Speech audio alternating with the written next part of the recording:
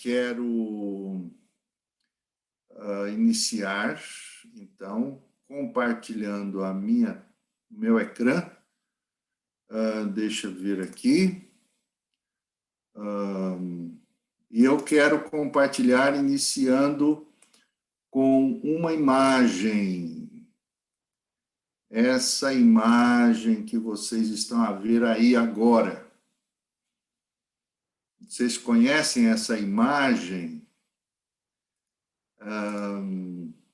Essa imagem aí, ela é bem conhecida, né? Por que será que eu comecei com essa imagem? Alguém pode dizer o que lembra? Essa imagem aí é a respeito de quê? Esses peixinhos aí é devido a quê? Vocês sabem? Quem chuta? Você, pastor, está a perguntar a base da história do filme ou o que é que consiste em... É um filme, não é isso? É um filme, não é isso? É um filme. E o nome do filme, você se lembra, Vânia? O nome do filme? A Procura de Nemo. A Procura de Nemo. Pastor, eu tenho uma filha de 7 anos. Epa, então tem que saber, né? Eu ainda não sabia, porque eu sei que é bem famoso, né? É giro. Esse filme, né? É. Na verdade, esse filme ele fez muito sucesso. Na verdade, chama-se desenho, né? É um desenho, não é isso? Um desenho animado, sim. Animado, né? Mas o que vocês acham? Por que nós colocamos essa imagem aí? O que sugere essa imagem aí? Vamos pensar aí um pouquinho no que sugere, o que está a representar essa imagem aí. Quem pode ajudar? Proteção, estar sempre ao seu lado. Como? Não proteção e estar sempre do lado ali do filho. Estar sempre ali ao lado, proteção. Ok. O que mais? Quem ajuda a Vânia? Quem ajuda a Vânia? Quando vocês veem essa imagem aí. Eu creio que, na verdade, pelo filme, teve para mim que foi exatamente isso, né? Do pai estar ali sempre mostrando que estava presente. Quando ele se esconde, o pai vai atrás o tempo inteiro, não desiste dele. Acho que é por aí. Ok. Quem ajuda mais? Eu acho também que ele se refere ao pai a ensinar o filho as coisas, como é que funciona no mundo, a ensinar as coisas novas. Ok, joia.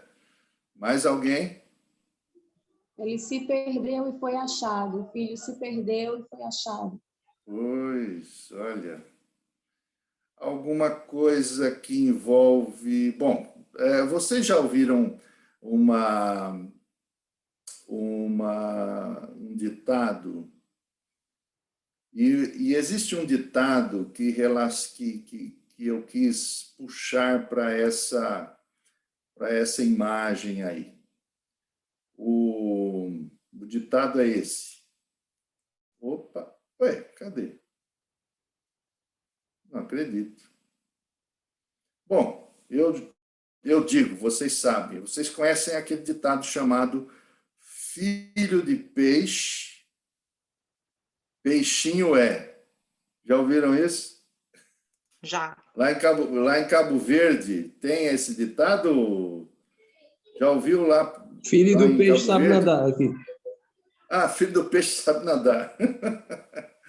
E assim, e a Ludmila, conhece lá, a Vanessa, conhecem esses ditados, sim, né? Temos também esse ditado. Sim.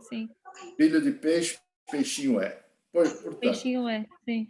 Veja só, é claro que, em certo sentido, quando nós passamos essa imagem, nós estamos a pensar aí na imagem, na verdade, não tem muito a ver conosco e com Deus, mas com o Pai e o Filho, com Deus, o Pai, e com Deus, o Filho. Por isso que eu coloquei aqui essa imagem, porque ela representa, para mim, né, ajuda a pensar um pouco naquilo que vamos tratar hoje. Então, vamos então em frente. A pergunta é essa aí.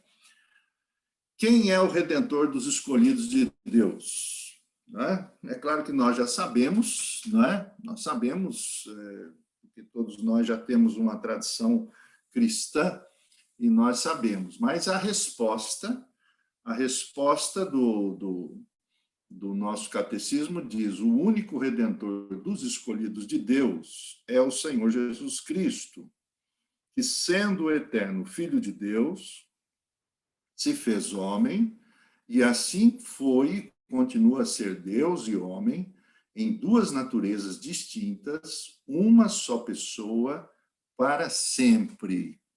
Então, essa é a resposta. Quem é o Redentor? E o que nós vamos fazer hoje? Nós vamos pegar alguns textos para que possamos ficar mais esclarecidos com respeito a esse Redentor. Nós vamos procurar, nas Escrituras, compreender o que nós acabamos de ouvir aqui, por exemplo, com respeito a essa palavra ou essa forma aqui, chamada duas naturezas. Ele é o eterno Filho de Deus, que se fez homem, e foi e continua a ser Deus e homem em duas naturezas. Esses aspectos aqui são muito importantes. Por que nós precisamos aprender sobre isso, né? Nós precisamos aprender sobre isso porque, durante a história da Igreja, durante a história do cristianismo, até que a Igreja ela estivesse a pregar que Cristo era Deus e homem, foi pelo menos 3 séculos. Então, vamos falar um pouquinho sobre a história da Igreja, né? Vamos conversar um pouco sobre a história da Igreja. História da Igreja, nós percebemos, quando começamos a estudar a história da Igreja, né, século I, II, III, IV, nos primeiros séculos, a Igreja teve uma imensa dificuldade para aceitar que Cristo era plenamente homem e que Cristo era plenamente Deus. Então, nós temos, por exemplo, na Bíblia, nós vimos que não existe a palavra trindade, correto? Não existe essa palavra trindade. E como é que foi que nós, cristãos, começamos a crer na trindade? Outra coisa, não existe em matéria de todos esses livros que nós estamos a ver aqui, né, de Gênesis e Apocalipse, nós não temos uma declaração dizendo que Cristo é verdadeiramente Deus e verdadeiramente homem. Ora, quando é que se chegou a essa conclusão, né? Isso é muito importante para nós. Por quê? Porque durante os primeiros séculos, nós vamos encontrar, por exemplo, uma igreja que está em expansão, que fala que Cristo é Deus e que fala que Cristo é homem e que ele veio até nós, ressuscitou, mas nós não temos uma confissão dizendo claramente que ele é o que nós estamos a dizer. Então, esse período, o primeiro século, por exemplo, foi quando a igreja escreveu, os apóstolos escreveram.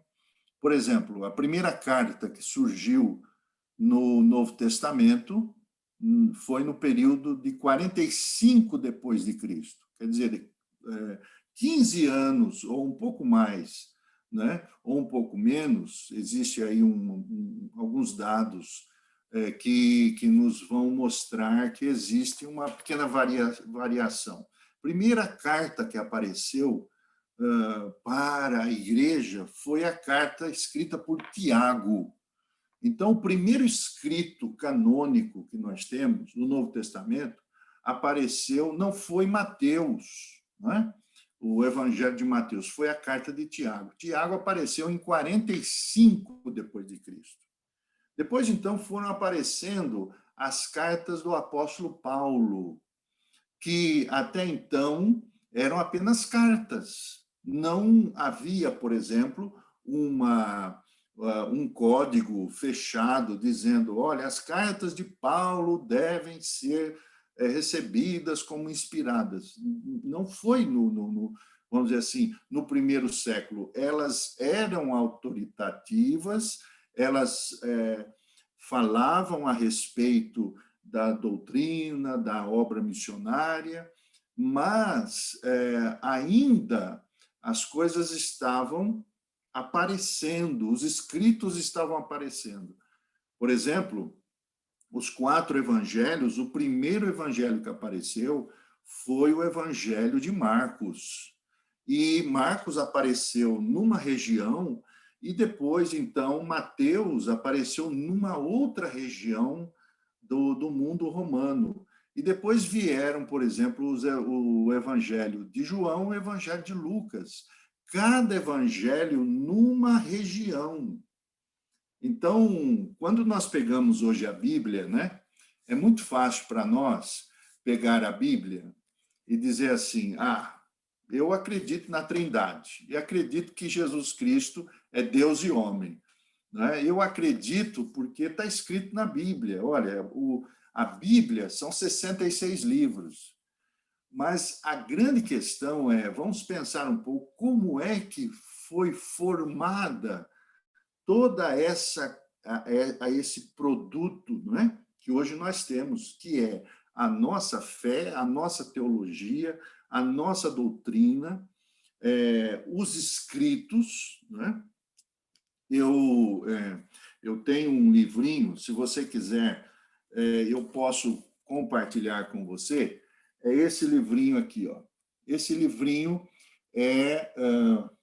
o título é A Tradição Cristã, e ele foi escrito por um autor e professor de um seminário chamado Jaroslav Pelikan, e ele fala sobre o surgimento da tradição católica, que, na verdade, isso vai do ano 100 até o ano 600. Eu tenho este em e-book, eu posso compartilhar com você, se você quiser. É um livro denso, não é? Não é um livro tão simples de ler, não é? Como nós pegamos um livro de devocional, alguma coisa assim, mas é um excelente livro para você saber como é que as doutrinas surgiram, como é que o pensamento cristão foi estabelecido, tá bem? Então, por que eu estou a dizer isso? Porque, na época, nós vamos perceber que, quando se fala em Cristo como Deus, por exemplo, algumas pessoas começaram a pensar que Cristo, ele não era um homem, ele era apenas um espírito que havia aparecido em determinado tempo, não é? Outros começaram a pensar que Cristo, ele não era, na verdade, ele nunca foi sempre filho de Deus. Por exemplo, alguns diziam assim, Cristo, ele é homem, mas ele recebeu esse título quando ele foi batizado. Quando João o Batista, não é? batizou Jesus, então ele recebeu a divindade ali, não é? E por aí foram muitos e muitos pensamentos. Por exemplo, alguns outros pensadores que levavam pessoas, seguidores, né? Começaram a dizer assim, olha, o Pai, ele esteve presente no Antigo Testamento, e agora o Pai, ele se fez homem. Só que o Pai e o Filho, eles são o mesmo ser e a mesma pessoa.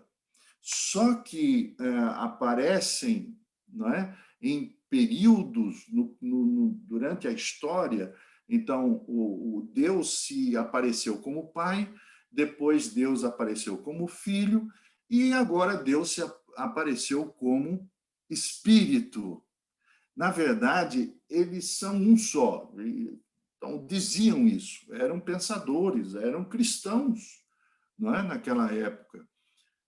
E então, nós precisamos, depois de 3 séculos, no ano 325, marque aí esse ano, 325, no ano 325, a igreja fez um grande concílio, e nesse concílio, chamado Concílio de Nicéia, eles fecharam a maioria das doutrinas bíblicas para que não houvesse heresias, como estava acontecendo, não é? Então, durante 3 séculos, a igreja sofreu muito com todas essas coisas. Não foi uma coisa suave, tranquila. Quando você, por exemplo, conhece a fé cristã, quando você vai a uma igreja, ou quando você ouve uma mensagem, ou pega uma Bíblia na mão, você jamais vai pensar que durante 3 séculos a igreja lutou, e quantos não morreram por causa disso, né? E por aí vai. Bom, então, falado isto, nós vamos guardar depois a pergunta da Vânia um pouquinho mais para frente, porque eu quero hoje fazer a exposição até 8h50, mais ou menos, e depois, então, nós colocamos as perguntas, tá bem? Você fica à vontade. Tá? Vamos deixar aí a Vânia, a pergunta da Vânia na agulha, né? Tá bom?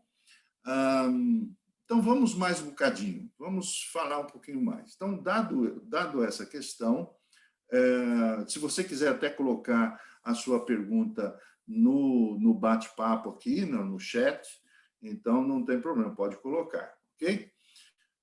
Vamos um bocadinho a mais, então. Vou compartilhar aqui a tela. Então, nós vimos que a resposta que o nosso catecismo deu é justamente essa, né? O único redentor dos escolhidos de Deus é o Senhor Jesus Cristo, que, sendo o eterno Filho de Deus, se fez homem, e assim foi e continua a ser Deus e homem, em 2 naturezas distintas, uma só pessoa, para sempre. Vamos aqui. A pergunta que nós precisamos fazer é justamente essa. Por que Cristo deveria ser plenamente homem e plenamente Deus em todo esse, como a gente diz, essa economia da Trindade, não é? Nós temos o Pai, o Filho e o Espírito Santo.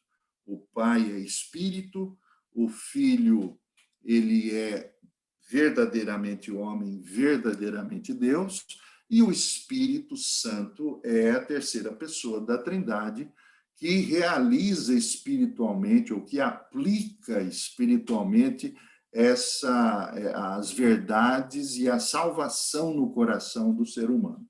Mas por que Cristo deveria ser plenamente homem e plenamente Deus? Nós fizemos já alguma coisa, falamos alguma coisa sobre isso, algum tempo atrás, aqui no grupo, mas não delineamos, não trouxemos detalhes, né? Então, por quê? Porque Cristo não poderia ser 50% homem e 50% Deus. Ou porque Cristo não poderia ser, por exemplo, 25% homem e o restante, né, 75% Deus. O que tem a ver isso? Qual é a resposta? Né? Então, vamos compreender um pouco. Vamos falar um pouco da primeira natureza. Cristo tem duas naturezas, uma humana e outra divina. Então, vamos pegar essa aí. Jesus Cristo é Deus, é verdadeiramente Deus. Vamos procurar, então, provar, usando a Bíblia, a respeito de que Jesus Cristo realmente é Deus. Por quê? Porque hoje, por exemplo, se você for procurar determinadas igrejas, hoje a maioria das igrejas cristãs, elas realmente aceitam que Jesus Cristo é Deus.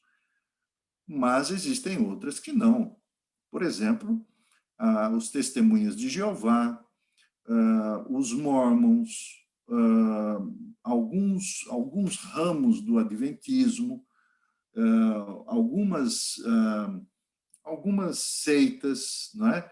Elas admitem, por exemplo, que Jesus Cristo não é Deus. Por exemplo, o Espiritismo não acredita que Jesus Cristo é Deus.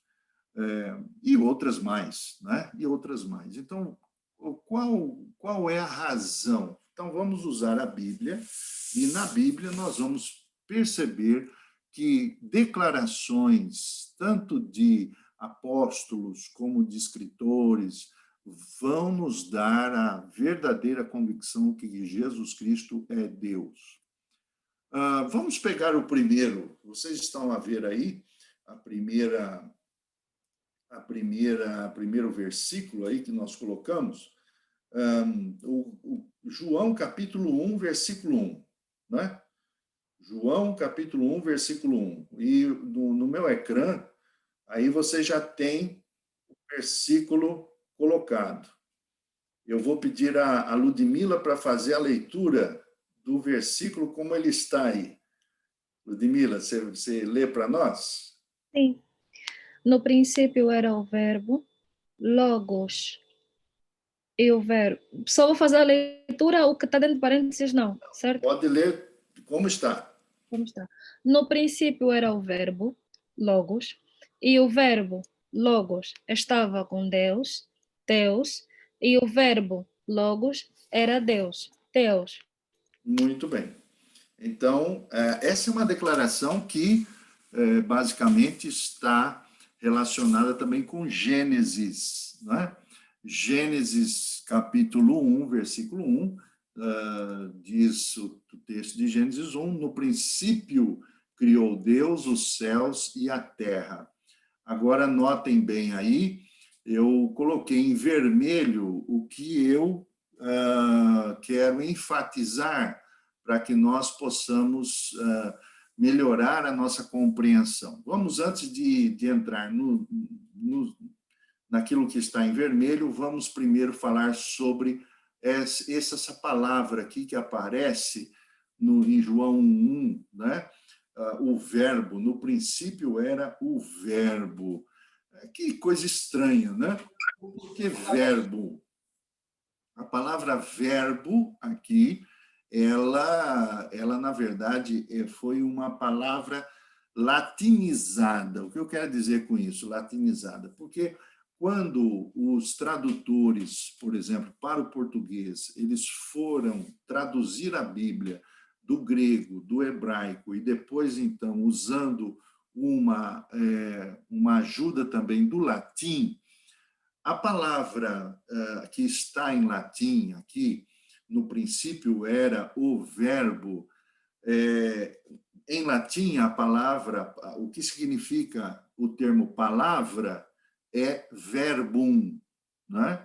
Então, os tradutores mantiveram essa palavra verbo como tradução do termo palavra, porque a palavra mesmo que está no original grego é esta aqui, ó, é logos.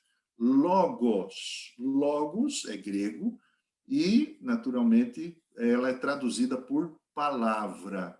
Então, se você fosse ler, ou se a Ludmila fosse ler novamente, ela poderia ler assim: no princípio era a palavra, e a palavra estava com Deus, e a palavra era Deus. Ora, esse termo palavra ou verbo, não é? Que no latim é verbum, não é?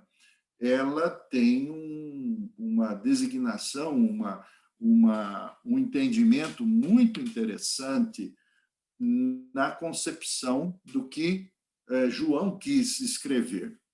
Vamos pensar um pouquinho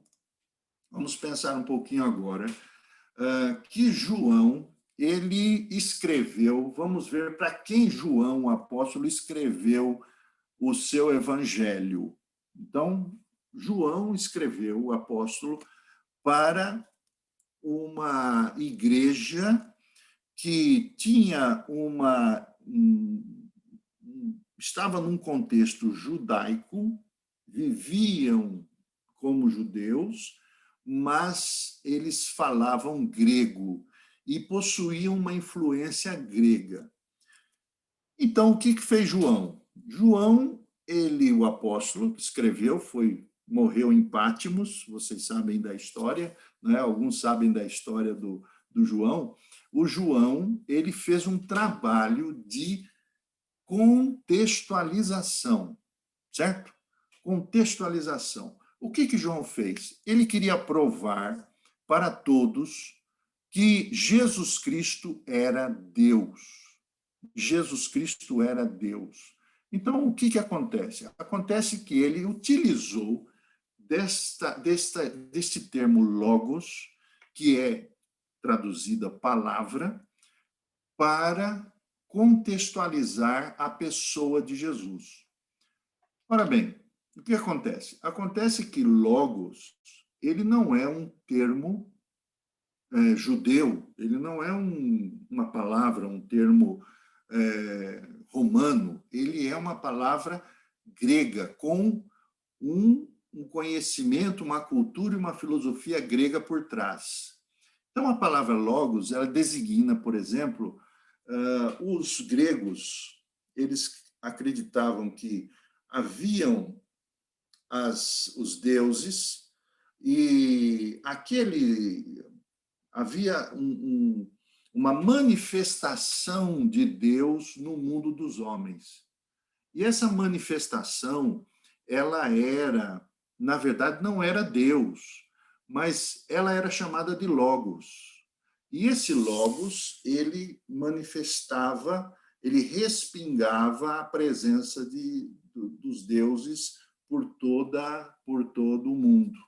Então, o que fez João? João pegou essa palavra Logos e disse o quê? No princípio era o Logos.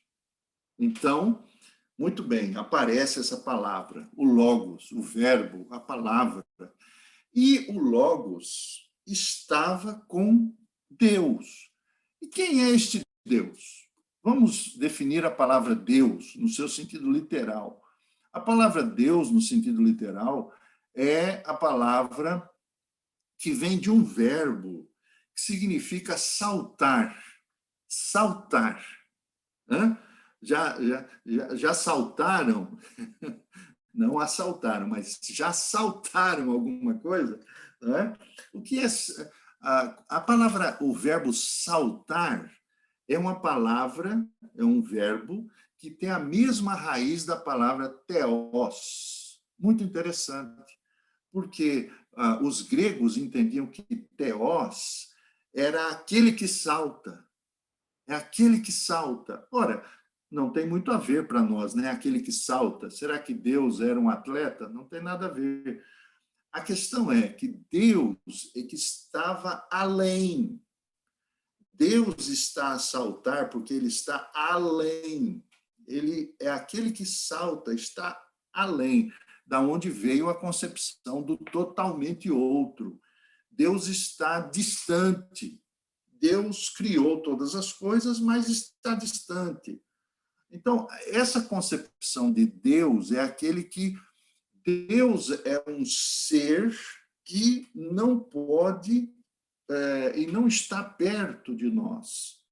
Essa é a concepção grega. Não estou falando que é a concepção cristã, hein? Cuidado. É a concepção grega. Então, o que fez João? João pegou esse logos e disse o quê? Veja agora, na concepção de quem está lendo pela primeira vez o pergaminho escrito por João. João vai dizer assim, no princípio era o Logos estava com Theos, aquele que está longe, e o que mais? Como é que é? Quem me ajuda? Abre o microfone. E a palavra era... A palavra era? Deus. Deus.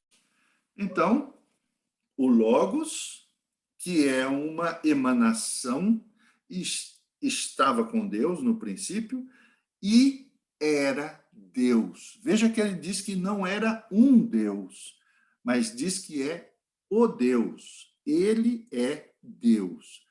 Percebem agora como, depois de pensarmos um pouco sobre esse trabalho de comunicação, o que é o Evangelho? Os Evangelhos são um trabalho maravilhoso de contextualização, de comunicação, como Deus se fez presente na vida desse mundo, como ele se revelou e revelou as personagens da Trindade, né? Então, fiquem agora com um bocadinho mais. Quando nós vamos à frente, e eu vou pedir que alguém leia João 1,18. Então, eu vou pedir a Keren.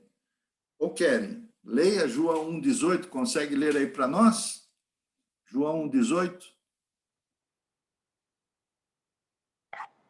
Sim. Então, vamos lá. Atenção lá com João 1,18. Ninguém jamais viu a Deus, mas o Deus unigênito, que está junto ao Pai, o tornou conhecido. Muito bem. Aí há um outro aspecto. Ninguém jamais viu a Deus. Você, quando estiver na glória, você não vai ver o Pai. Você vai ver a Cristo. Não é verdade? Eu acho que eu estou com um problema aqui na minha. Aqui, pronto, resolvi. Estava só com a bateria. Então, o que ocorre? Ocorre que João diz assim, ninguém jamais viu a Deus. Ninguém. Então, Deus, por que ninguém jamais viu a Deus? Porque Deus é espírito. Um espírito não se vê. Mas, diz o texto no verso 18, que aquele que é o Filho unigênito, esse o fez revelar, esse deu a conhecer. Muito bem, agora a Keren vai ler João 1,14. Lê para nós João 1,14, Keren.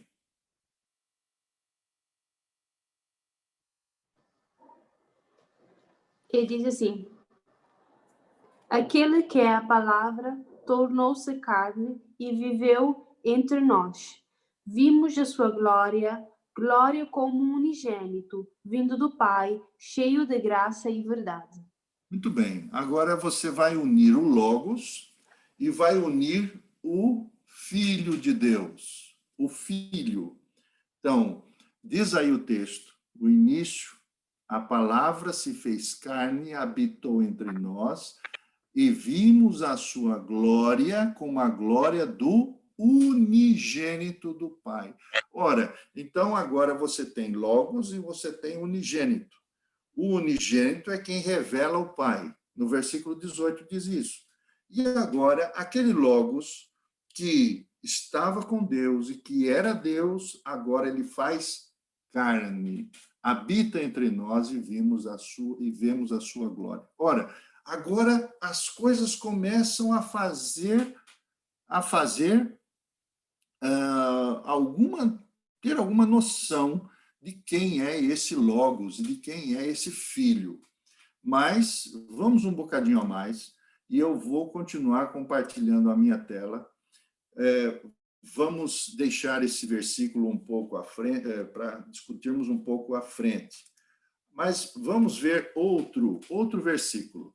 Eu vou pedir a Cláudia para ler esse texto que está no meu ecrã. Veja aí o que diz Efésios 1:10, pensando na divindade de Cristo. Pode ler para nós, Cláudia? Posso sim, pastor. Então. De tornar a congregar em Cristo todas as coisas, na dispensação da plenitude dos tempos, tanto as que estão nos céus como as que estão na terra. Muito bem. Esse texto de Efésios 1:10 faz parte de um grande texto, do versículo 5 até o versículo 14, mas o que eu quero colocar aqui especificamente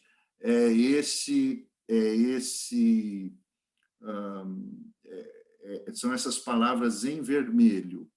Essas palavras em vermelho que você tem aí tornar a congregar. Em outra versão, você tem aí de convergir, de fazer convergir, ou de fazer congregar em Cristo todas as coisas. Então, aquele que é a palavra, não é, que está com Deus, que se fez gente, que se fez homem, habitou entre nós, o propósito último de Deus Pai é de fazer com que todas as coisas... Que coisas são essas? Que coisas são essas? Veja que isso não envolve somente vidas, isso envolve todas as coisas que estão nos céus, como também as coisas que estão na terra. Ora, então, todo o cosmo, todo o universo terá ou se fará convergir em Cristo. No tempo determinado, ele diz aqui, na dispensação da plenitude dos tempos. Então, todas as coisas, elas convergem para Cristo e vão convergir, significando que tudo que foi criado e o que foi renovado e transformado, seja o reino material, físico, seja o reino invisível, imaterial, ele terá uma conversão, ou Deus vai convergir todas as coisas. Vamos mais um bocadinho. Vamos ver agora esse texto. É um pouquinho longo, mas esse texto ele nos fala justamente sobre essa divindade de Cristo, né? A autoridade, a importância e essa questão da natureza divina de Cristo. Eu queria pedir a Ludmila, está por aí ainda? Eu não estou podendo ver quem todos... Sim, pastor. Então, lê para nós, por favor, minha irmã, esse texto para nós, que está em Colossenses 1, 15 a 20. Notem bem aí o que está escrito, por favor. O qual é a imagem de Deus invisível, o primogênito de toda a criação, porque nele foram criadas todas as coisas que há nos céus e na terra, visíveis e invisíveis, sejam tronos, sejam denominações, sejam principados, sejam potestades. Tudo foi criado por ele e para ele. E ele é antes de todas as coisas, e todas as coisas subsistem por ele.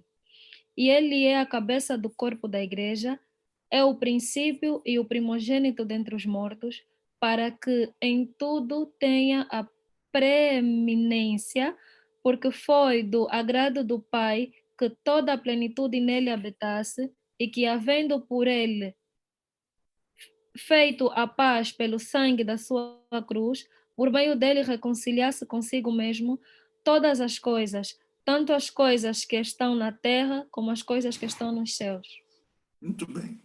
Muito obrigado, Ludmila. Notem aí a primeira palavra que está em vermelho, que é imagem. o qual é a imagem do Deus invisível.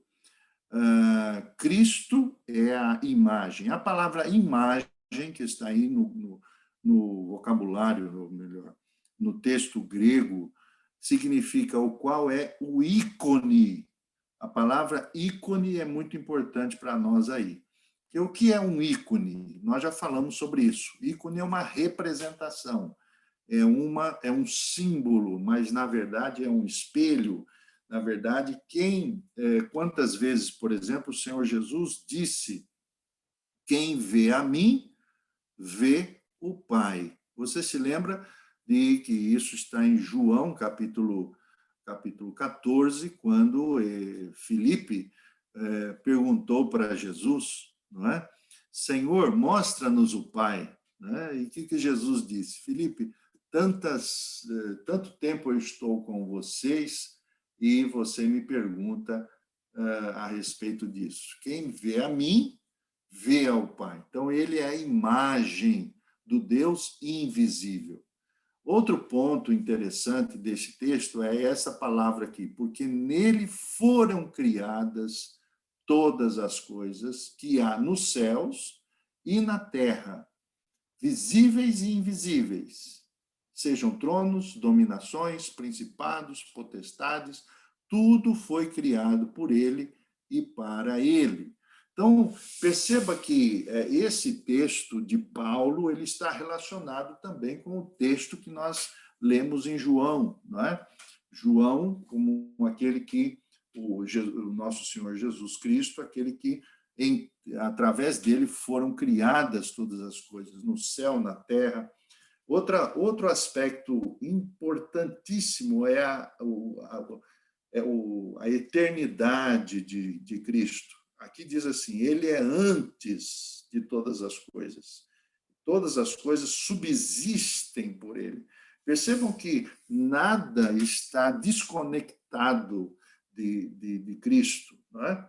Outro ponto também, que está aqui em vermelho, é toda a plenitude, não é? Foi do agrado do Pai que toda a plenitude de Deus, isso está aqui deduzido, não é? Toda a plenitude nele habitasse. E então você percebe que nós vemos claramente que Cristo é Deus. Ele não é um Deus menor. Ele não é um Deus apenas que é símbolo, mas que ele tem toda a plenitude, não é? Outro texto, olha, veja só o que Paulo diz a respeito de Cristo. Não sei se você já verificou isso em Colossenses 2:9, mas em Colossenses 2:9, o texto diz aí, porque nele, quer dizer, em Cristo, habita corporalmente toda a plenitude da divindade. Isso aqui é, para a lógica humana, um grande problema, porque quando você pensa em Deus, que criou todo o universo e é infinitamente maior do que o universo, como essa divindade pode habitar corporalmente em Cristo? Não é? Então, esse texto também deve ser levado em consideração. O outro texto está em Hebreus 1, de 1 a 3. E esse texto eu vou ler, porque nós já estamos com o tempo já mais ou menos contado. O texto aqui diz assim, havendo Deus antigamente falado muitas vezes de muitas maneiras aos pais pelos profetas, a nós falou-nos nesses últimos dias pelo Filho, a quem constituiu o herdeiro de tudo por quem também fez o mundo, o qual, sendo o resplendor da sua glória e a expressa imagem da sua pessoa, e sustentando todas as coisas pela palavra do seu poder, havendo feito por si mesmo a purificação dos nossos pecados, assentou-se à destra da majestade nas alturas. Percebam agora o texto em vermelho. Antigamente, tendo Deus falado. Deus falou através dos profetas aos nossos antepassados. Isso tem a ver com o Antigo Testamento. E agora o escritor de Hebreus diz assim: a nós falou-nos nesses últimos dias pelo Filho. E quem é esse Filho? Esse Filho é herdeiro de tudo. E esse Filho foi quem fez o mundo. Por quem fez o mundo também, né? Estava o Pai e estava o Filho, o qual, sendo o resplendor da sua glória. Agora, essa expressão aqui é muito importante, esse termo aqui, né? E a expressa imagem da sua pessoa. Em outra versão, você vai encontrar que ele é a imagem específica da sua pessoa, né? E Cristo é aquele que sustenta todas as coisas pela palavra do seu poder. E então,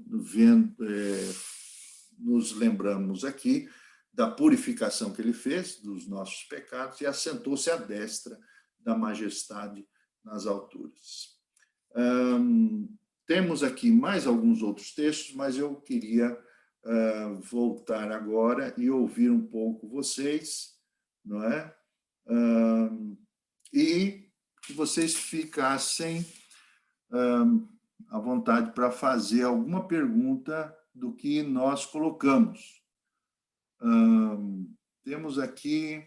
Pastor, no princípio, a Vânia tinha levantado a mão virtual. Pois. Não sei se ela está recordada da sua pergunta. Se puder fazer, Vânia, por favor. Não era bem uma pergunta, era dizer que o pastor já tinha falado sobre a sua conexão, acho que está instável, a gente não está conseguindo ouvir. O pastor disse que é fé alicerçada na existência sagrada. Deus não estou conseguindo ouvir você. Gênesis e Apocalipse, Trindade pela fé, porque não podemos entendê-la pela lógica. Acho que ela não está ouvindo.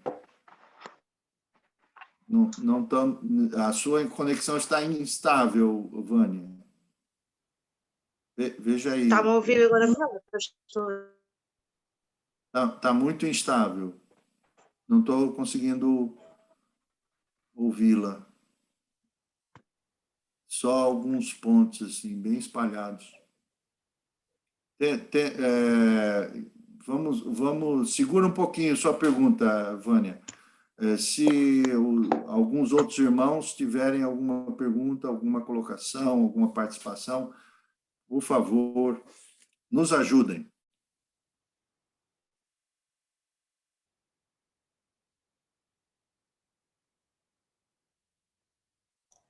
Aproveitamos, damos as boas-vindas a Daniela Luquinda, que entrou agora. Daniela, seja bem-vinda. Está com problema. Ari também. Então, irmãos, alguma coisa chamou a atenção de vocês? Como é que está aí a conexão da Vânia? Já me ouve melhor, pastor? Acho que sim. Agora... É que eu estou com a internet fraca. Vai lá, Vânia.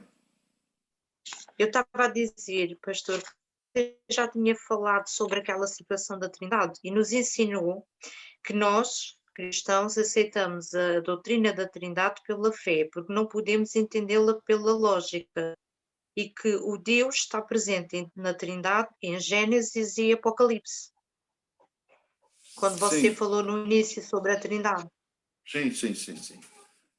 Na verdade, quando comentamos a respeito da Trindade, nós estamos a dizer que, do ponto de vista da razão, embora nós tenhamos na Bíblia determinadas formas de lermos e entendermos a respeito da Trindade, para a mente humana, é impossível que venhamos a compreender e a perceber plenamente em toda a sua concepção, porque a questão não está limitada apenas a um compartimento racional, não é? Nós estamos a falar de um Deus que salta, né? Um Deus que está além. Então, esse é o grande ponto. Porém, nós temos o privilégio de conhecer alguém como Cristo, que é a imagem dele, a imagem daquele que é o Deus Todo-Poderoso, né? E que não deixa de ser Deus. Mas eu queria ouvir o Johnny. O Johnny levantou a mão. Vai lá, Johnny. Boa noite. Boa noite. Obrigado, meu amor. Ah, meu Deus, não tá fácil não. Meu irmão, é assim. Boa noite a todos. Pastor, eu não vou questionar a Trindade. Quero ser claro com isso. Mas eu tenho uma pergunta assim. Dado que é uma doutrina que nós aceitamos por fé, e também é uma doutrina que ela foi definida pela Igreja a partir do concílio de Niceia, né? Foi? Sim, é isso. Isso, ali que ela tomou já a forma para a Igreja, e naquele contexto havia bastantes heresias. Acho que o nestorismo já estava por aí. Acho que também tínhamos o problema dos gnósticos também, e a forma como os gregos consideravam que na carne não poderia existir nada puro também, né? Sim. Então, nesse contexto, pastor, a minha pergunta seria assim, dado que a Bíblia fala de Jesus também como o Filho de Deus, qual seria a implicação para a igreja, para nós?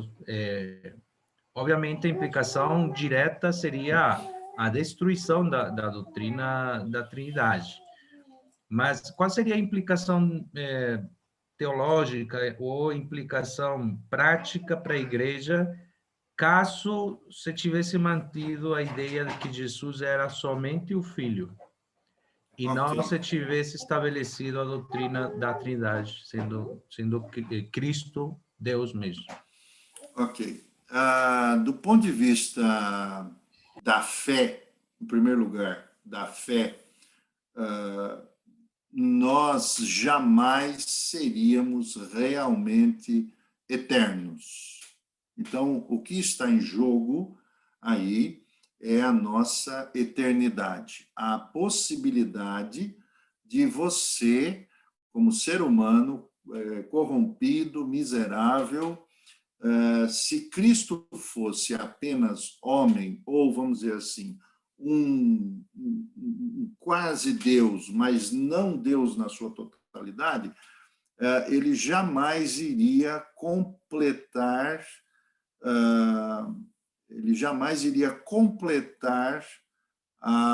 o processo salvífico da nossa vida eterna. Por quê? Porque vamos trazer uma lembrança. Quando o homem foi criado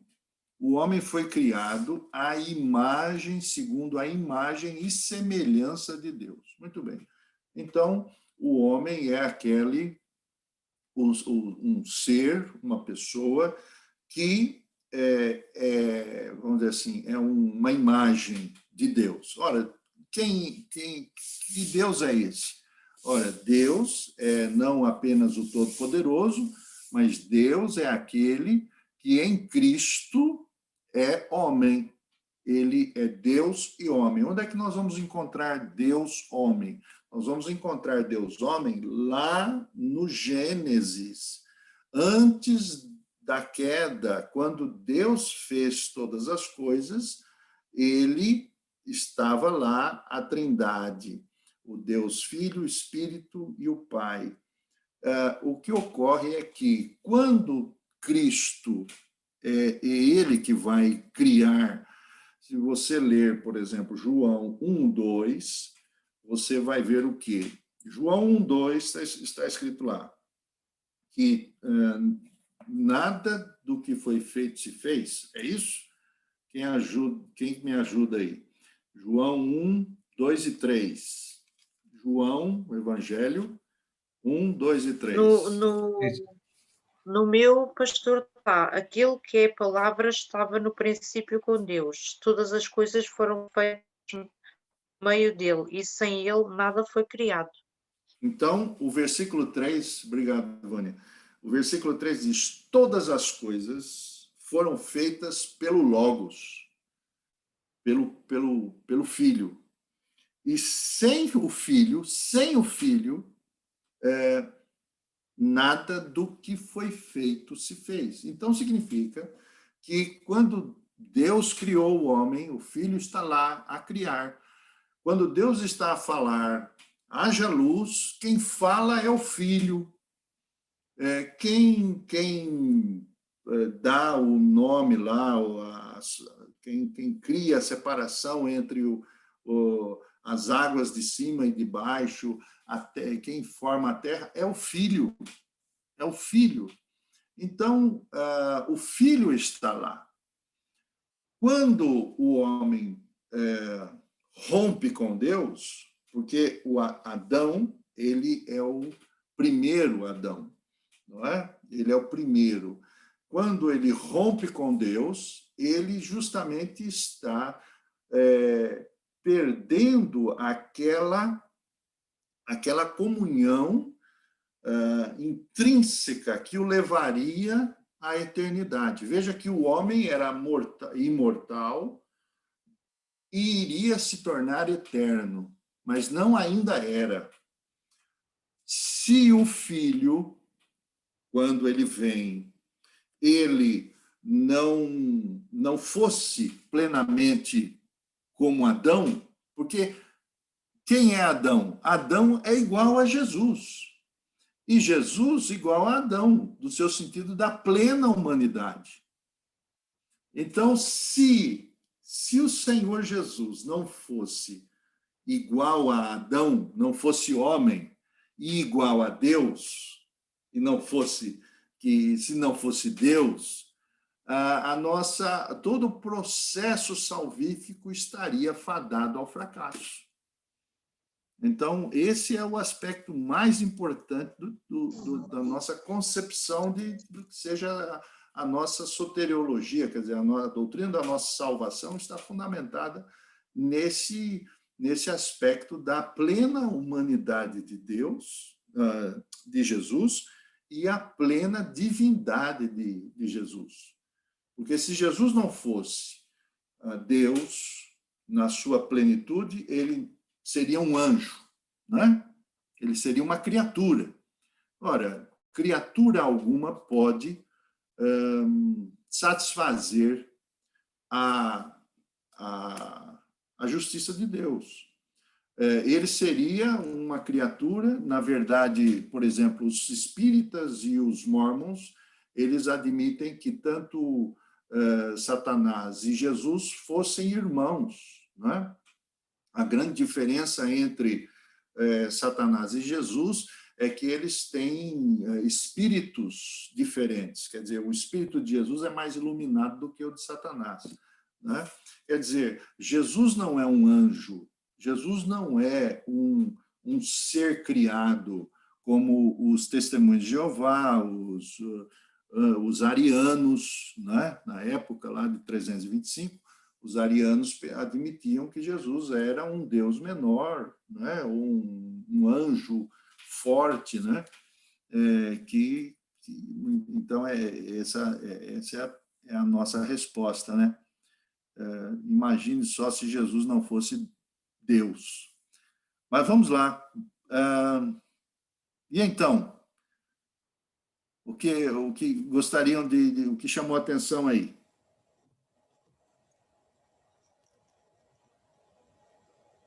Pode abrir o seu áudio. E aquela hora que o pastor estava a dizer que Deus é espírito e nós não conseguimos ver, eu entendi que na glória não poderemos ver a Deus porque ele é espírito. Eu entendi errado? Não, na glória nós não veremos a Deus o Pai e nem a Deus o Espírito Santo. Nós vamos ver Cristo. Não é? É bom até lembrar, por exemplo, amanhã é quinta-feira, não é? Amanhã é quinta-feira. A cristandade, não é? A cristandade, quando eu falo cristandade, eu estou falando do cristianismo universal, né? A cristandade ocidental, né? Ela lembra a ascensão de Cristo. É bem interessante, né, pensarmos na ascensão de Cristo, porque Cristo ascendeu, né? Ascendeu, como diz o português, né, Vânia? A Vanessa, não sei se a Vanessa está aí ainda, né? Quando Cristo ascendeu. É difícil falar assim, viu? Mas a assunção de Cristo, né? A assunção de Cristo significa que ele está na glória em carne e osso. Como é que você pode, na sua concepção mais racional, mais capaz de todos os homens, né? Ele pode atribuir que Cristo está numa dimensão, e aí que está, não é questão de céu, mas é questão de dimensão, numa dimensão invisível, presente em carne e osso, e nessa linguagem figurada, ele está à direita do Pai. Por quê? Porque à direita daquele que está no trono tem o poder, o todo-poder, né? Ele é o Pantocrator, quer dizer, todo-poderoso, né? Então, quando você estiver na glória, você vai ver a Cristo. Cristo está, e ele mantém-se, continua, Cristo continua, homem e Deus. Nós temos outros versículos que vão falar sobre a humanidade de Cristo, a plena humanidade de Cristo, né? Mas eu acho que não vai dar para falar hoje. Mas a Vânia levantou a mão também. Vânia? É muito rápido, pastor. Então, você diz assim, Deus é espírito, ninguém vê espíritos. Então, como é que há pessoas que dizem, eu vejo o espírito do meu avô, da minha avó? Nós já sabemos que isso é mentira, porque é coisas do diabo. Nós, cristãos. Mas há pessoas que dizem, eu vejo o espírito da minha avó, do meu avô, do meu... etc, etc. Ou vejo espíritos, ou pronto. Vêm mesmo, ou veem, pronto, ou qual a explicação mais lógica? Veja só, nós estamos... Isso é coisas do diabo, pronto. Não, mas não se preocupe com as coisas do diabo, porque as coisas do diabo são as coisas do diabo, e nós acreditamos que sejam coisas do diabo. Tem muita gente que diz, não acredito nisso. Tem que acreditar, qual o problema? A questão aí é porque nós estamos a falar do aspecto mais divino de Cristo, né? Nós não estamos a falar, por exemplo, sobre um outro aspecto que agora não iria envolver, mas é de uma área do estudo que se chama a doutrina dos anjos. E nesse aspecto da doutrina dos anjos, existem ações angelicais onde eles tomam a forma humana, tomam a forma, por exemplo, de animais, tomam a forma... Então, existe uma série de ações angelicais, tanto dos anjos de Deus, quanto dos anjos caídos. Mas isso é uma coisa assim que a gente vai tratar sobre a questão dos anjos. E quando alguém diz assim, eu vi fulano, com certeza pode ser, então, eu estou dizendo que pode ser, porque eu não tenho plena convicção e plena segurança de dizer que mas pode ser uma ação demoníaca, pode ser uma ação, por exemplo, de um anjo caído, de um demônio que tome a forma ou que toma a imagem, né, parecida com isso aí. Mas é mais para o lado dos estudos dos anjos caídos, certo? Então, é mais ou menos isso. A Keren... Já fez a pergunta, eu penso. Ela já fez, não foi? Ela já fez, pastor, a pergunta. Ok. E então, está tudo bem aí? Vocês estão firmes? Todos confessam que Jesus... É interessante. Vamos a um texto que está em 1 João, primeira carta do apóstolo João. Nós aqui no capítulo 4, 1 João capítulo 4. 1 João capítulo 4, versículo 3. Veja que já na época de João, já as heresias e as dúvidas estavam a correr o mundo da cristandade, né? Mas veja que coisa interessante aí. Vamos ler o 2. 1 João, capítulo 4, versículo 2. Ô, Márcia, você está aí fácil aí com o texto? Lê para nós, por favor, 1 João 4, 2. Nisto reconheceis o Espírito de Deus.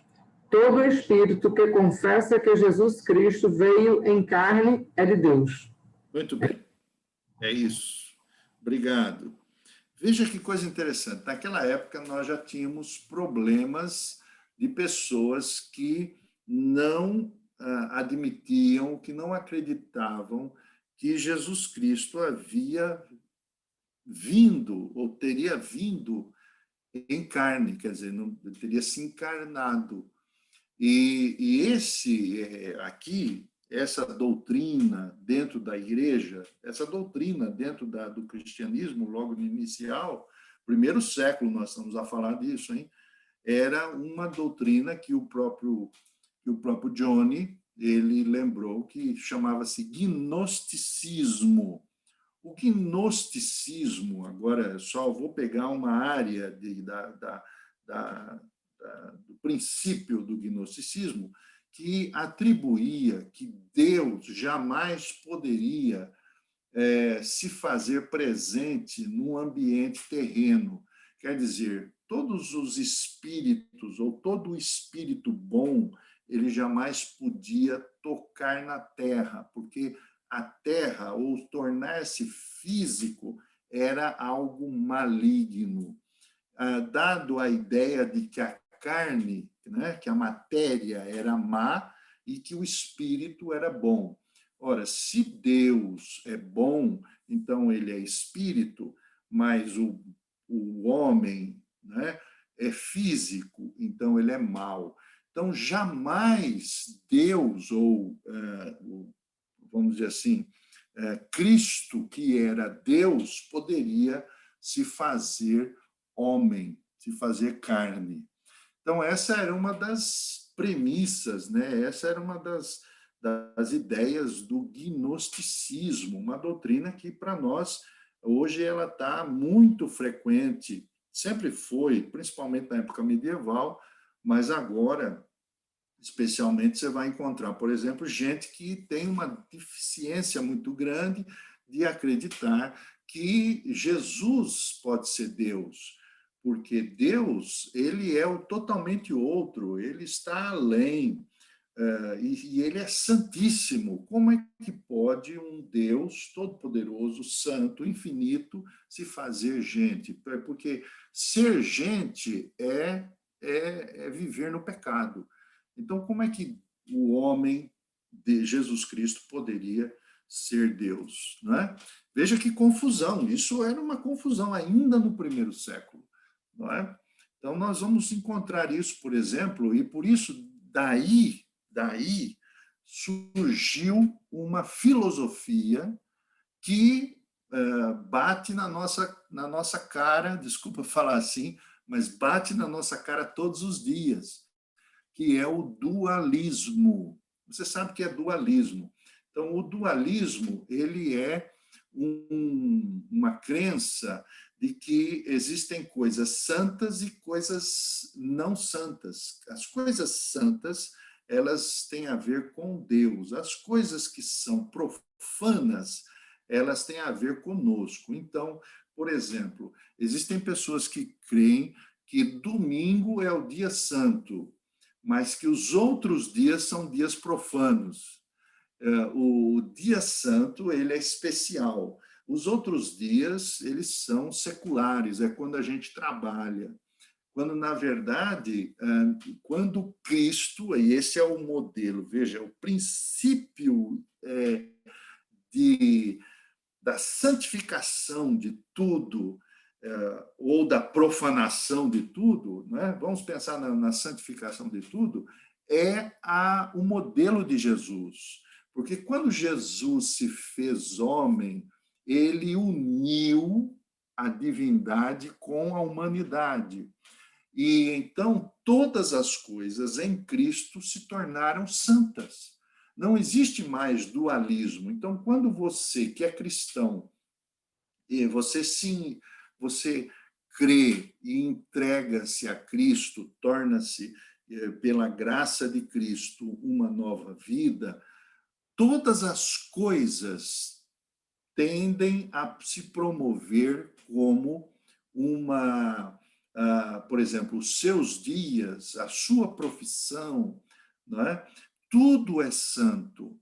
Não, nós perdemos e não vivemos mais naquela visão de que, por exemplo, o ministro, que é o pastor, ele é santo, mas o eletricista, durante a semana, que vai à igreja, ele não precisa ser tão santo, porque ele é mais profano, trabalha com o mundo.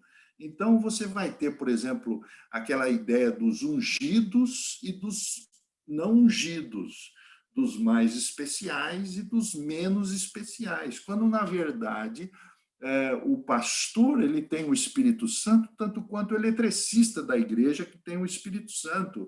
E todas as coisas são santas para quem é santo. É isso que a Bíblia diz. Então, o que ocorre? Nós precisamos desenvolver a nossa mente, o nosso coração, para que não queiramos viver nesse dualismo.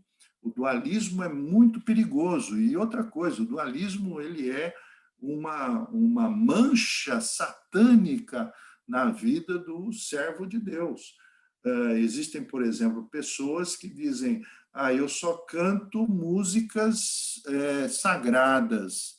E outros dizem: eu só canto música.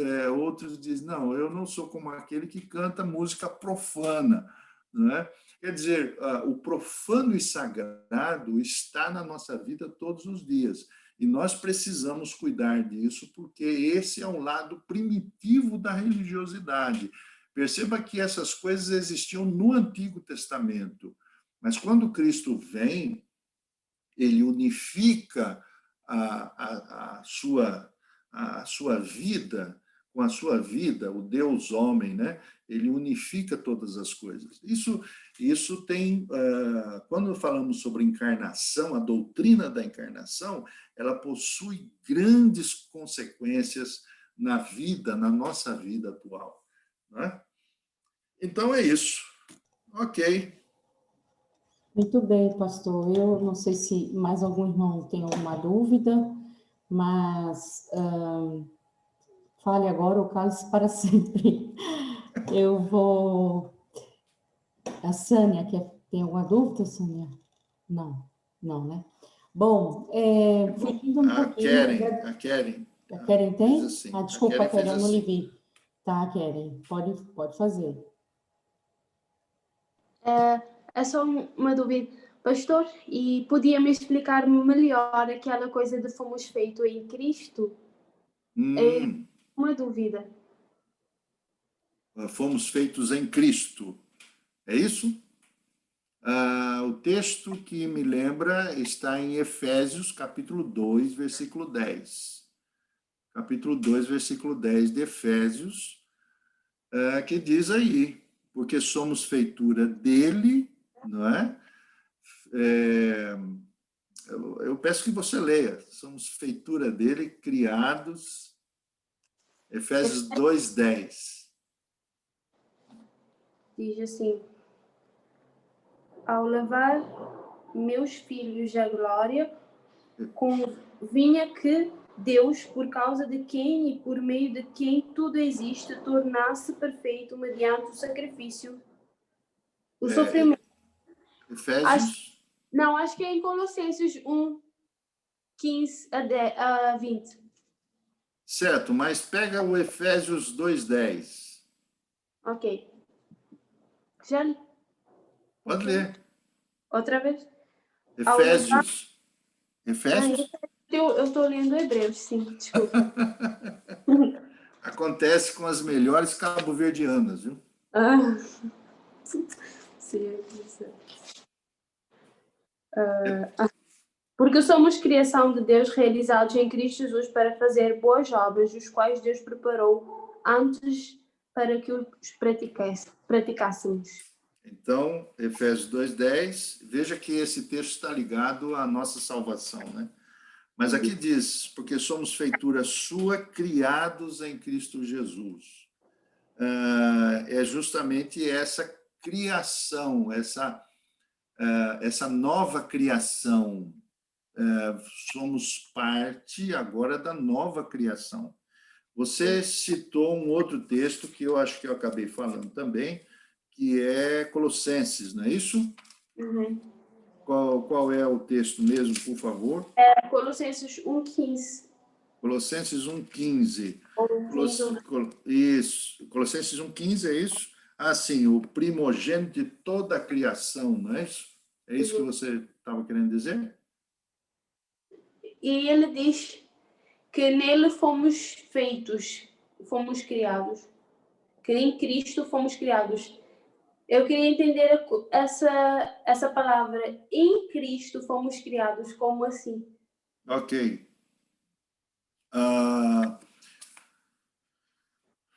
Nós somos criados em Adão. A primeira criação nossa é adâmica, certo? A nossa criação é adâmica. Por quê? Porque nós fomos criados segundo o primeiro Adão. E agora, o Senhor, Deus, ele promove uma segunda criação. A primeira criação em Adão, ela é desvanecente. Ela se desvanece. Ela se corrompeu.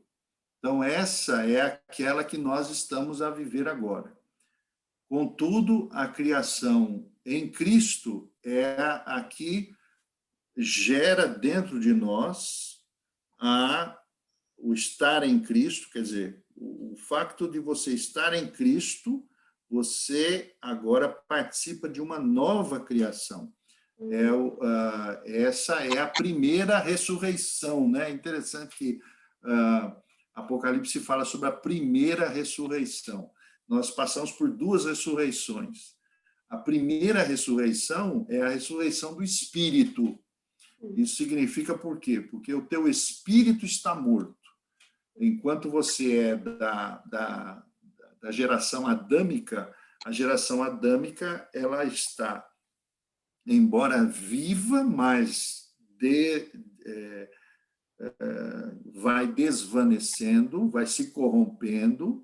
A geração agora, como filhos de Deus, né, a presença do Espírito Santo em nós, ela nos ressuscita para uma nova criação.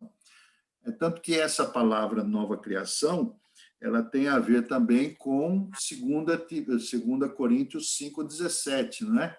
Porque a palavra criação é muito importante para nós. O apóstolo Paulo diz assim, mesmo que o nosso interior, o nosso exterior se corrompa, o nosso interior vai se fazendo progressivamente. É 2 Coríntios, capítulo 4. Mas ele também diz, o apóstolo Paulo, que agora nós participamos dessa nova criação. Essa nova criação, por exemplo, qual é essa nova criação? É a eternidade. Então, você não vai ser eterno. Conquanto o Espírito Santo já habita em você, ressuscita você, você já é um ser eterno, está a participar progressivamente da nova criação. né? 2 Coríntios 5,17, que nós conhecemos bem, não é? Que o Ari conhece bem, né, Ari? O Ari conhece, porque o que diz 2 Coríntios 5,17? Alguém ajuda o Ari?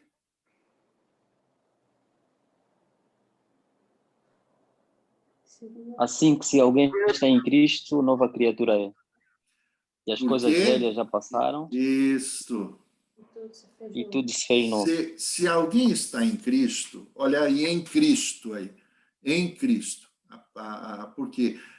Porque nós vamos depois estudar, eu espero que nós consigamos chegar lá, sobre uma doutrina maravilhosa, que é a doutrina da união mística com Cristo. A união mística, por isso que você está em Cristo. É interessante que, se você está em Cristo, você é um com Ele. E isso é união mística. Por que a gente diz união mística? A própria teologia fala sobre união mística. Porque não é nada de misticismo, não é nada disso. Mas a palavra mística aí é aquilo que é impossível compreender. Cristo está em você e você está em Cristo. Assim como Deus, o Pai, está em Cristo e Deus, Filho, está no Pai, né? Nós estamos em Cristo. Quer dizer, há uma unicidade. Guarda essa palavra. Essa palavra, veja que não é união. Nós não estamos unidos apenas. Nós estamos em unicidade. Unicidade, como é que nós significamos unicidade? Vem da palavra único, né? Ou um.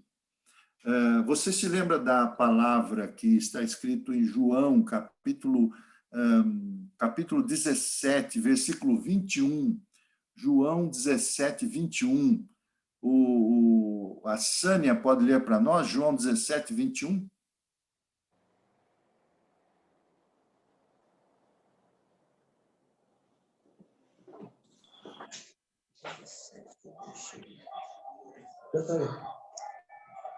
Diz assim, a fim de que todos sejam um, e como és tu, ó Pai, em mim e eu em ti, também sejam eles em nós, para que o mundo creia que tu me enviastes. Veja só, nós temos uma visão, vou dizer assim, pessoalmente falando, sabe, irmãos? Nós temos uma visão muito pobre desse texto.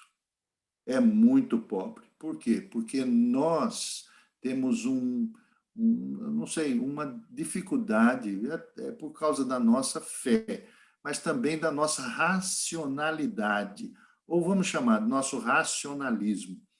Quando Jesus diz assim, que eles sejam um, assim como és tu, ó Pai, em mim e eu em ti, sejam eles em nós.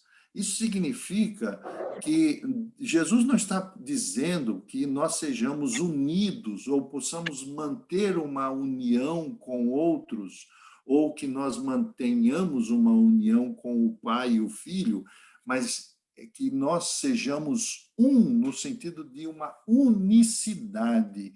Há uma união mística entre a presença de Deus e nós. Deus está em nós e nós em Deus. Por isso que a igreja de Cristo, ela não é apenas uma igreja militante que está aqui separada de Deus. Deus já está em nós. O Espírito Santo está em nós. Nós somos um no sentido não da reunião, não é? Mas nós somos um no sentido da unicidade. O mesmo alimento que corre na relação de Deus Pai com o Deus Filho também corre em nós, por causa do Espírito Santo. Se o Espírito Santo está em você, você está em Cristo. Quer dizer, temos uma outra dificuldade interessante por causa da nossa incredulidade e da nossa miséria, porque o Espírito Santo habita em você misticamente, como é que você pode pensar assim, eu sou um homem tão miserável, tão pecador, como é que o Espírito Santo habita dentro de mim? Como é que isso pode ocorrer? E eu sou um com o Pai, não é? Então, esses aspectos precisam somente ser aceitos e vivenciados pela experiência da contemplação e da vida, da piedade, que isso é a presença maravilhosa de Deus que a gente não consegue compreender, né, no seu sentido literal. Nós preparamos uma surpresa para o pastor. Ah?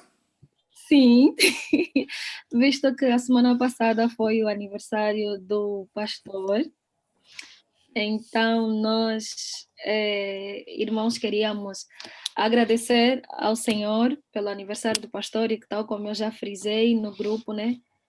A felicidade de ter alguém para poder nos ensinar, para poder se dedicar a nós, nos pastorear, nos dar estudo bíblico sempre, incansavelmente, bem ou não, e está aqui sempre conosco. Então, preparamos uma canção, um louvor a Deus, em agradecimento ao Senhor pela vida do pastor. Oh, Jesus. Muito bem, vamos tentar partilhar aqui.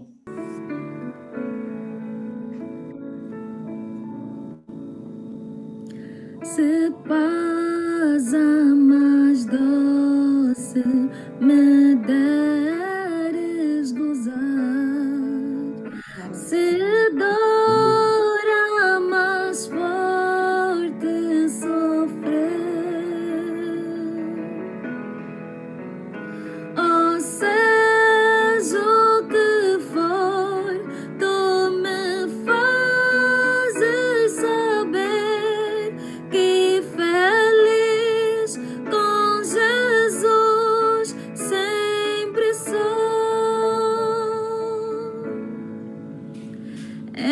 Embora me assalte o cruel Satanás e ataque com vis tentações, oh, certo estou, apesar de aflições, em Jesus acharei força e paz. Sou feliz com Jesus. Sou feliz com Jesus, meu Senhor. Meu triste pecado por meu Salvador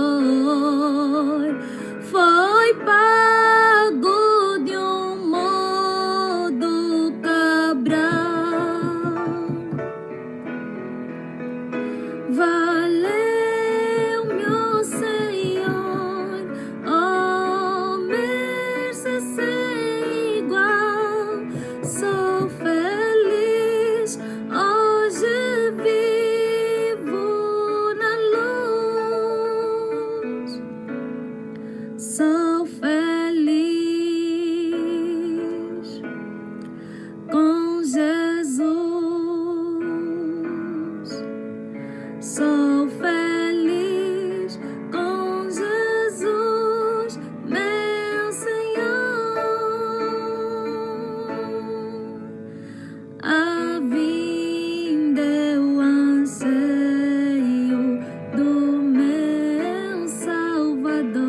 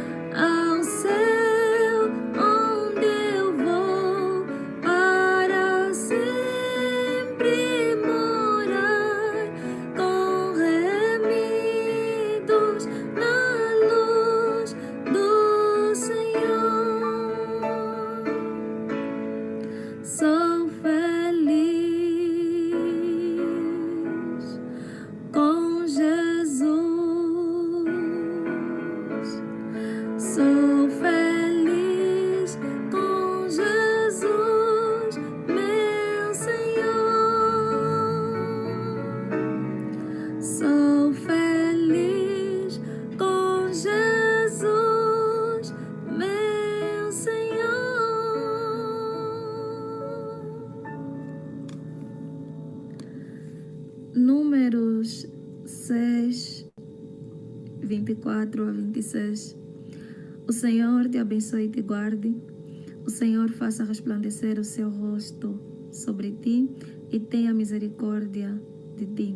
O Senhor sobre ti levanta o teu rosto e te dê a paz. Amém. Esta é a nossa oração de gratidão a Deus por mais um aniversário do pastor e por tudo que o pastor tem feito por nós, pela força, pela paciência de nos ensinar sempre. Nós somos gratos a Deus pela tua vida. Amém. Amém. Amém. Amém. Parabéns. Amém. Olha, Ludi, o próximo é Luíba. Ô, Luíba. Sim, o próximo a cantar no próximo aniversário é Luíba. Ah, tá certo. Eu pensei que era ele que estava tocando o teclado, não é? Podíamos fazer isso depois, uma troca aí de Ludmila, apareça no vídeo, minha linda. Se você puder. Obrigada, Olha, você nos emocionou. Muito obrigada. agradecemos muito a Deus por vocês. Eu jamais esperava que pudéssemos... Olha aí a Rimena, olha aí a Rimena. Eu jamais esperava que pudesse ter essa experiência para mim, que eu vivo contando o dia para chegar na quarta-feira para ver essas carinhas aí, não é? E é muito bom, é muito bom. Vocês não sabem o bem que vocês estão fazendo a mim, enquanto eu estou aqui a poder servi-los. Eu acho que é esse o objetivo da minha vida. Deus me chamou para poder servir a vocês. E eu quero servir com aquilo que eu posso, mesmo com a minha miséria e com os meus pecados e a glória do Senhor, não é? Mas eu acredito que é para isso que Ele me chamou, não é? Então, eu quero agradecer a Deus a Ludmila por esse e também por cada um de vocês, não é? Que Deus abençoe. Eu agradeço a Deus, não é? E sei que, embora distantes, não é? Estamos aí tão distantes, né? Estamos atravessando aí terras e mares, estamos juntos, não é? Somos verdadeiramente um povo global, né? Verdadeiramente, agora entendam o que eu estou a dizer, somos verdadeiramente católicos, porque católico significa universal, né? Então, somos realmente. Eu quero agradecer a Jurelma, ao Luíba, a Daniela Luquinda, a Ludmila, Luiz Fernando e Cláudia, a Vânia, querida Vânia, que está lá. Eu queria terminar também lembrando que nós temos que orar pela Vânia, pela Ana Maria, pelos esses amigos que eu recebi agora há pouco tempo, que é a Ana Maria, o Johnny. O Edmundo, né? Que eu nem conheci o Edmundo, que coisa, lá de Cabo Verde, a Keren, a Sânia, né? E agora a Márcia se fez presente, né, Raquel? Enriquecendo o nosso encontro, né? Então, irmãos, olha, sou realmente... não tem palavras assim para agradecer ao Senhor. Que Deus abençoe muito a vida de vocês e sobretudo, que é aquilo que eu disse, nós estamos estudando para podermos saber amar melhor. E nós precisamos aprender a amar ao Senhor melhor e amar os outros melhor, não é? Então, Deus abençoe. Eu queria pedir que os irmãos, eu vou pedir ao Johnny aproveitar esse momento, o Johnny orasse também por todos os nós aqui, mas especialmente a Vânia, que na sexta-feira vai fazer uma cirurgia. Então, que o Senhor esteja abençoando a Vânia. Eu sei também que todos vocês têm familiares que estão com Covid, alguns sofrendo mais. A mãe da Ludmila está com malária, pastor. Está a se recuperar em casa. Então, eu vou pedir ao Johnny que ore também pela mãe da Ludmila, que está lá em Angola com malária, não é? Então, vamos aproveitar esse momento para finalizar e orar ao Senhor. a razão da nossa vida.